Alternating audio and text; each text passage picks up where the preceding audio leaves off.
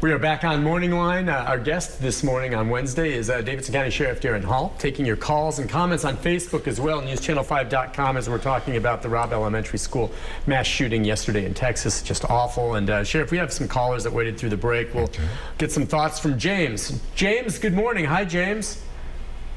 Good morning, guys. How are you this morning? Good morning, James. Morning.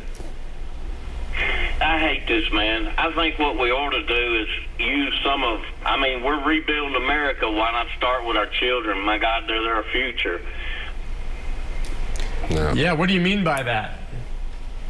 Let's put in mag locks and sensors. Over in our hidden section of the government, we do have this. There's sensors you can put on a police officer's gun and his badge to where you take his gun away from him and try and shoot him, it won't fire.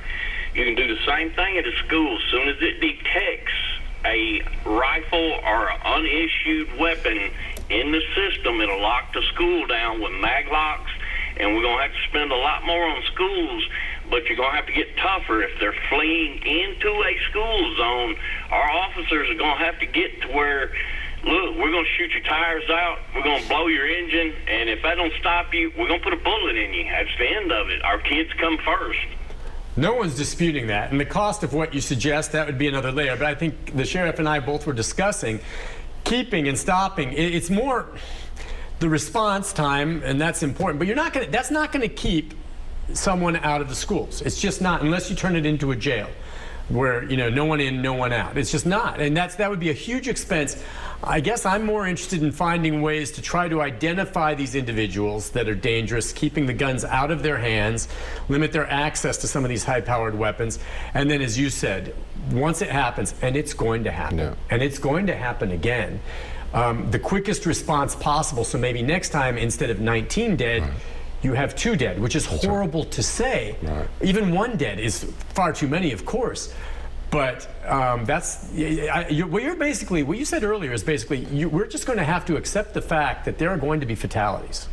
And I hate it because I spent a year with debates and equipment and presentations and all sorts of experts and studies, and the reality of what you have to realize is that the person who's coming on the campus usually has a reason to be there.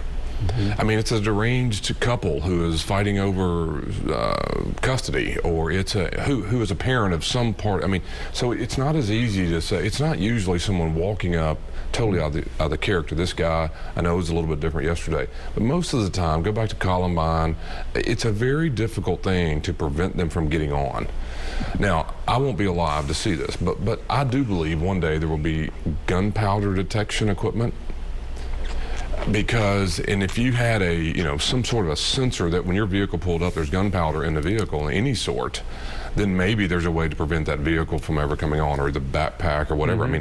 I won't be alive, but someone's going to do that because, we can have dogs that can smell bombs. God knows, surely to God, we can figure out a way one day where the detection is gunpowder, which is a part of the ammunition, which is a part of every gun.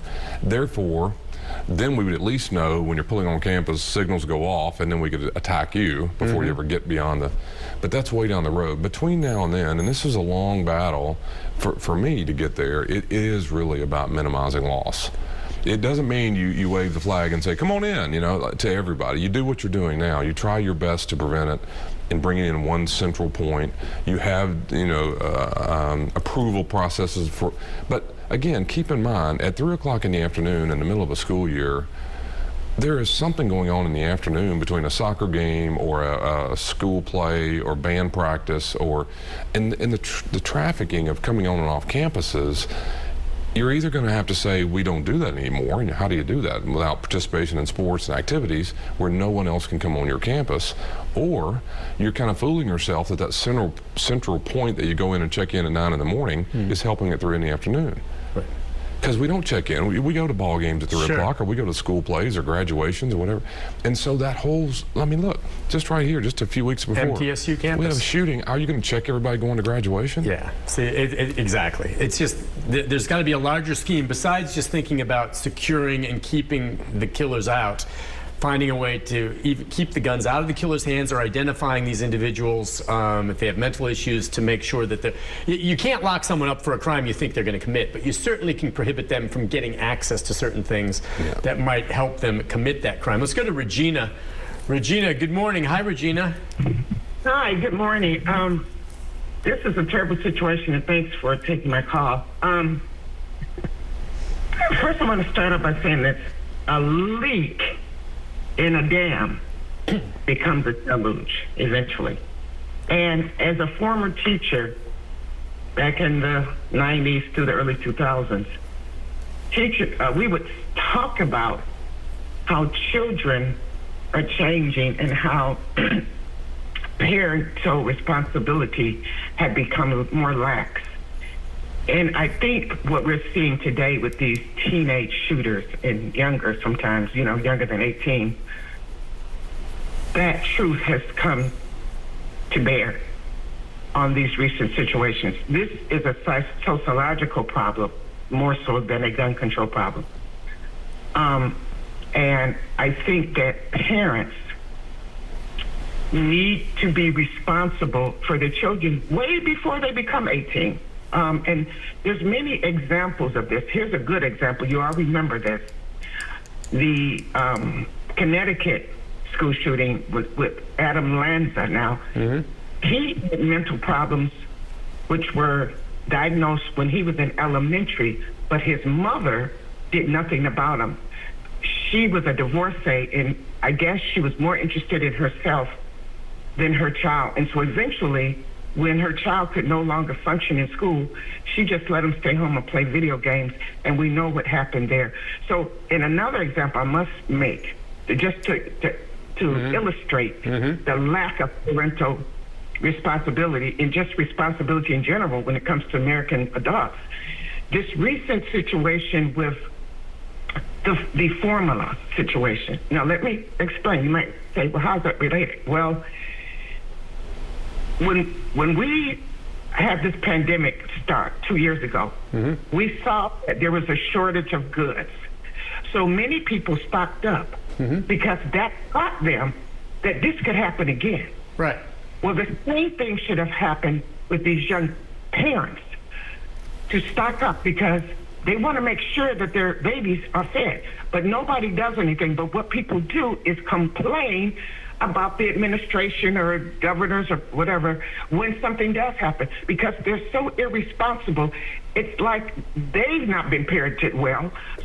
On the parenting issue and what she was talking about, we know in this case the shooter shot his grandmother before he went to the school, and she initially it was reported that she had died. She did not. She is now in critical condition, but shot his grandmother. We don't know anything about the parents, and she's not wrong about parental responsibility and involvement one way or another. A lot of times these shootings happen, and the parents, you look at them and you're like, I can see how this happened. Other times parents do everything right and this stuff, the kids still go wrong.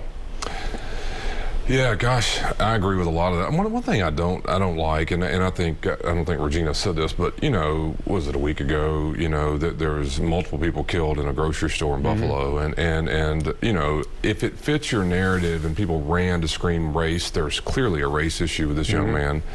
But if that's what you're looking for, is a simple fix to blame, and then what happens is a week later, this probably has nothing to do with race. Right. So I don't like running to state claim as to why it happened, because there's too many different variables going on. All of us see it. I mean, you can go to each one of these. There's a teenager doing it one place in this situation. There's a bullied student going back to take it out on people who were in the Columbine situation.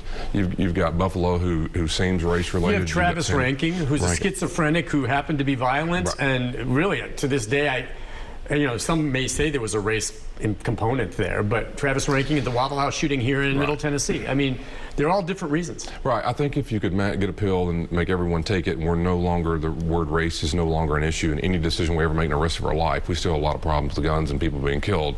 And I just don't like, and I'm not saying the race isn't an issue in certain situations, but what I'm trying to say is, every other modern country in the world has mental health problems. I mean, every country in the world. And so, but we don't have mass shootings in every other country. I mean, the volume of people being killed by guns in our country, and you can make it guns or you can make it bad people or bad parenting. I'm just saying there's something different about here and Italy or Germany or Australia or England, or look at it. I mean, I'm not making it up. Tell me why. They have mental health problems. They're not better mental health people. The reality of it is, and I think Regina hits on it, there is some lack of accountability in our country that I think is different, whether it's parental, whether it's, I mean, look, everyone's, you know, I watch it all the time. I've seen it all my life where, you know, kids are being raised a lot of times where the authority figure, whether it's this teacher or whether it's the police officer or whether it's your referee in a sports game, the parents are allowing the children to blame everyone else without taking any responsibility for anything.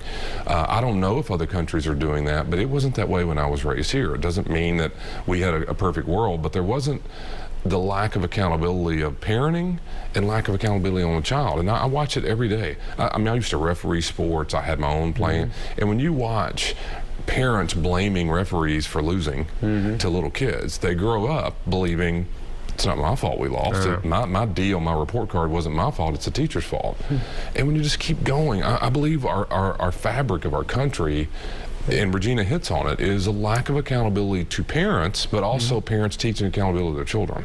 Yeah. And we've got a lot going on, and as sad as it is, I don't think any of what we're saying would have fixed everything yesterday, because this guy, clearly we don't see a race factor yet. We don't know that he was a deranged student from that school. We don't, there's no match. We don't know yet. No. We'll find something. They do say that they have not been able to find much on social media, a TikTok page, a couple comments there, but nothing specifically to this. And so that's why I'm very curious to hear whether, if the grandmother survives, what she has to say, and then where's his parents? Does he have siblings? I mean, we haven't heard anything about parents at all to this point, which I think is kind of strange. Where are they?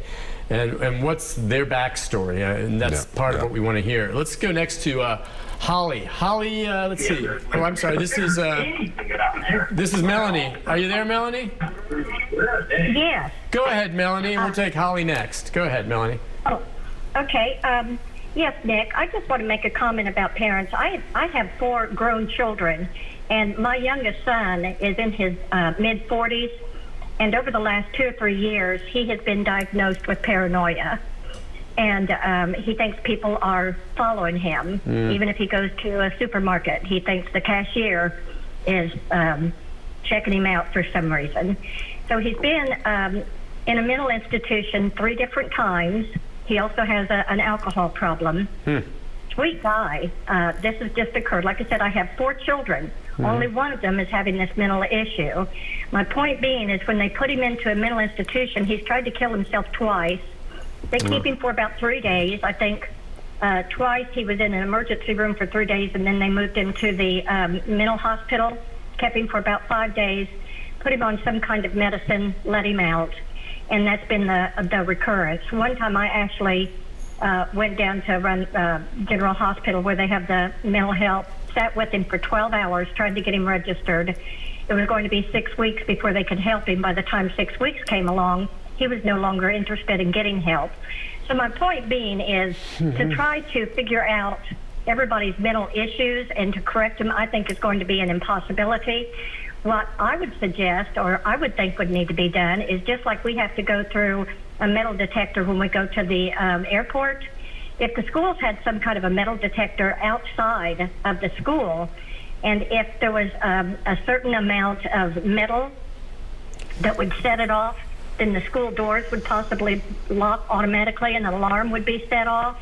Okay, and maybe something like that. And you make great points. I want to talk about the mental illness aspect. The metal detector and people, that's not the answer, folks. It's just not. Okay, let's just be real clear on this. The metal detector might come in handy when you're worried at a high school level where there may be some student who's got a gun in the backpack, who's been bullied, who's going to bring that to school that morning and maybe try to shoot someone during lunch period, all right? So they're going to go through the metal detector. It'll go off and they'll say, what do you got in your backpack, and find it. But when you're dealing with someone on the outside, and the sheriff touched on this, who's going to find maybe a door ajar somewhere, or maybe put a gun to, a teacher's head and said, bring me in right now and I'm going to go on a rampage. I don't care if I end up dying. Metal detector is not the answer. Is that a layer you could add? Maybe. Would it be worth the expense? I say no. Okay, I think metal detectors, if you have a real problem for high schools where kids are bringing weapons in, that's where it works. But when it works with a lone wolf gun, you tell me if you disagree, but I'm sorry. To me, it's pretty clear. A metal detector would have had no impact at what happened yesterday at this elementary school. None. Zero. So instead of saying, well, let's put metal detectors, I'm ready to pay for it, that is not the solution to this type of shooting. So, Nick, and again, I surely don't claim to have answers, but I will tell you my experience. Again, I was on a board here of a private school my sons both went to, and what I'm trying to say is, if you let that school and be a very small microcosm of the school system and parenting just for a second, there are people at this school who can afford to pay for just about any fancy equipment. I mean, it's just true. And in society, there are people who can afford to do that. So on this board, there were a group of people who were filthy rich, who wanted to do the best. I mean, kind of I'm using Melanie or anyone else's comments, and spend all the money to fix it. And whatever it takes, I will spend it. I was in the room hearing them say it. Whatever. It doesn't. Money wasn't the question. And just let this little school be example of everything else. So after a year of this work, what you figure out is you could have built walls. I'm talking about 40-foot walls that no one could climb over. You could put where the cars were screened as they were running in. And what you come to is, and by the way, and so all of that money after a year, and I'm not exaggerating, there were walls proposed. No, like I said, making it like a jail. Right, and then there were all sorts of a checkpoint, and we're going to search cars. I'm not kidding, and these are smart. Well, let's just say these are very wealthy people who are passionate about their kids and want to protect them. So let that be society for a second. So if money was no question, and that's almost what I'm talking about, where you end up after a year is, let's pay for another SRO to work in each one of the buildings on this campus to minimize when that person arrives what they're able to do. Right. That's where you're going to end up. That's it. Well, and that makes sense to me, as opposed to metal detectors or locks on doors. If you really, truly, money's no object, you hire and have an armed guard. Not that you want them just out at every single entrance to that building, and they're there 24/7. That's if money's no object, and that would have worked. You know, if there was an armed guard there, where that video you said you saw the gunman yesterday go around and come in, that armed guard seeing this guy come with a gun, boom, you're done. That is not realistic. Look, we got to take a break on that, but. Yeah, more SROs, or at least one in every school. And I need to double check. Some people are asking, I'm not sure, was there an SRO at that school yesterday? As you said, typically they're in the high school, maybe junior high, not as much at elementary school, though I do think that's going to change now. We'll be back when we come back. More calls. We'll take Holly and others. Final segment with the sheriff right after this.